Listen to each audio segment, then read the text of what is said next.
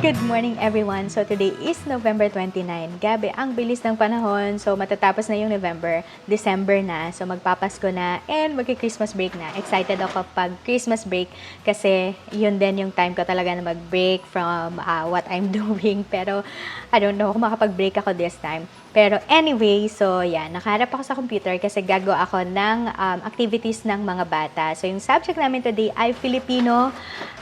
Yan, ito yung subject na nahihirapan ngayon yung mga homeschooling families, no? Or especially yung mga homeschooling moms or homeschooling dads na nagtuturo sa mga anak nila ng subject ay Filipino. So, yan, meron ako mga ginagawang worksheets ng mga Filipino lessons, kaya yan, abang-abang lang kayo dyan.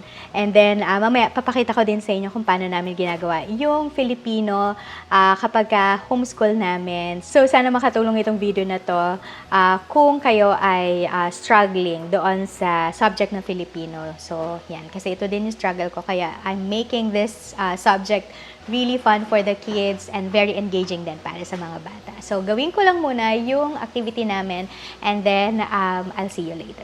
So, ito yung print ko today para sa lesson namin sa panghalip. So, ito yung itsura ng game board. So, gustong-gusto ng mga bata. Yung ganito, yung naglalaro kami, tapos in-incorporate ko na lang yung mga lessons kasi pag Filipino talaga, nahihirapan sila. So, ang ginagawa ko talaga ay gumagawa ako ng mga activities na kagaya nito and then ginagawa namin yung mga activities na to. So, meron akong ginawa ng mga cards kasi kailangan nilang mag-hop dito sa mga to.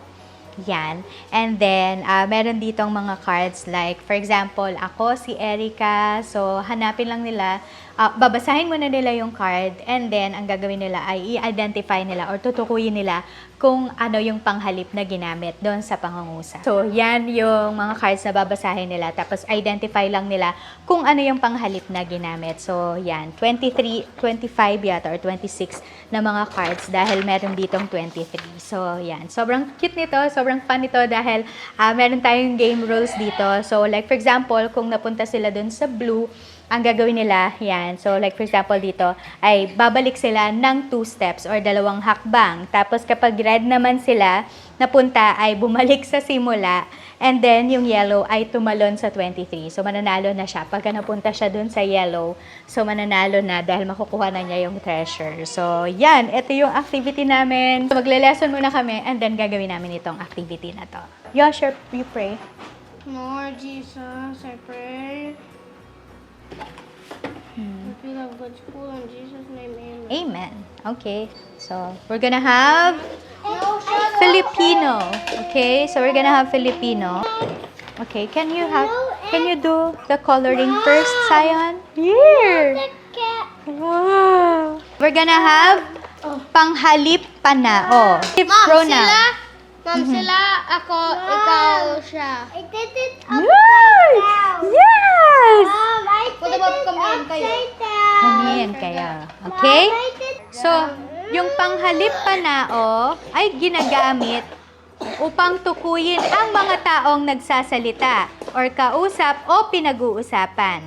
So, nagsasalita, that means you're the one speaking. Yosh. Kausap, you're talking to someone. Yung pinag-uusapan, you're talking for a different person. Oh, can you give an example? Siya, kami, No, can you give an sila. example of ako, using ako? Give an example. Oh, yeah, an example. Ako ay what? I stinky chicken. Oh, yeah, sige. I stinky. No, ako ay Ako ay... mabaho. Mama.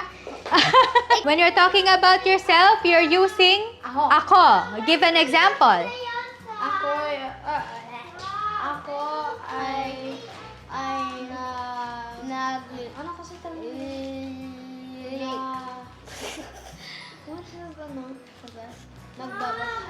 Nagbabasa. Okay, ako ay nagbabasa. So when you say ikaw, what is it naman? When you say ikaw, you're talking to? The person here. Yes, another person. Okay? So like for example, ikaw ay kumakain. Okay, can you read it, Josh? Ay, Zoe. Isang araw, nagluluto si Lolo Ador ng paboritong tinapay ni Lisa. Sa pagluluto. Okay, stop. Okay. Pagkaraan ng isang oras, natapos si Lolo Ador at Lisa. Okay. Sila. Oh, now you write sila. Letter D. I found letter T. Okay, good job. Here's what you're gonna do.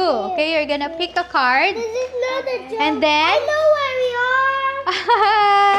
Okay, so you're gonna pick a card, one card only. You're gonna read the sentence and then identify the pronoun. Okay? Tayo ay magluluto ng Oh, spaghetti. We are yes, cooking- yes. we are cooking spaghetti. Okay, what's the pronoun used? Tayo, okay. Tayo. Tayo. Okay, roll the die. Ahem. 4. Ay magsusulit bukas. Okay, Kayo. okay. Give you a 4. Let's get You're going to have exams tomorrow. Okay. Alright, you're done? It's my Okay. turn. Okay, your turn. Give me comment flag that's spam. Okay, read it. Ikaw ay awit sa palagsahan. Ikaw. Okay, ikaw. Mama! Oh, you have to read pa. You have to read I first. forgot. Okay. Sila ay kasabay kung they are gonna go with Okay. What's the pronoun? Okay, sila. Ako ang naglilinis ng Okay. bahay. What's the pronoun used? What's the pronoun used? Okay, ako. Okay, 3. So, that's how we do yung Filipino subject sa pag-homeschool namin. So, we keep the lesson short, pero ini-insertan ko talaga siya ng mga fan hands-on activities para at least naka-stay engaged pa rin sila with our lesson. So, hindi talaga sila nabobore kasi nga yung Filipino or yung Tagalog is our second language or yung second language ng mga anak ko pala. Hindi pala ako. Pero yung mga anak ko, second language nila yung Filipino. Kaya, medyo nahirapan talaga sila pagdating sa Filipino. Kaya, yun, ginagawa ko ng mga fan hands-on activities para maging engaged pa rin sila doon sa lesson namin. So, yun. Pero yung nakita nyo kanina ay just part lang yun ng Filipino kasi parang iyon yung grammar sa English or sa language arts. Tapos, meron kami yung ginagamit for reading comprehension or pagbasa. So, papakita ko sa inyo yung material na ginagamit namin.